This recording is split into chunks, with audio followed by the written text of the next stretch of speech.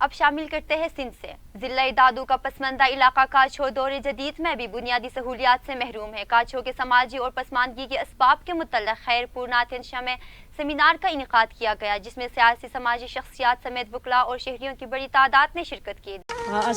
School कोने, अस्पताल कोने, बनू आबाद कयूं, पानी कोने, पढ़ण था चाहियूं।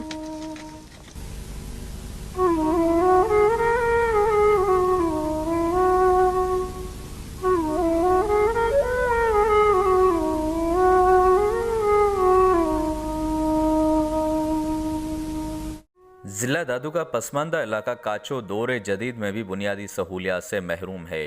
काछो के समाजी और पसमानदगी के असबाब के मुतालिक खैरपुर नाथिनशाह में सेमिनार का इनेकाद किया गया, जिसमें सियासी समाजी शख्सियात समेत वकला और शहरियों की बड़ी तादाद ने शिरकत की। इस मौके पर सेमिनार से खिताब करते हुए मुकर्रिरीन का कहना था कि काछो आज के दौरे जदीद में भी बुनियादी सहूलियात से महरूम है।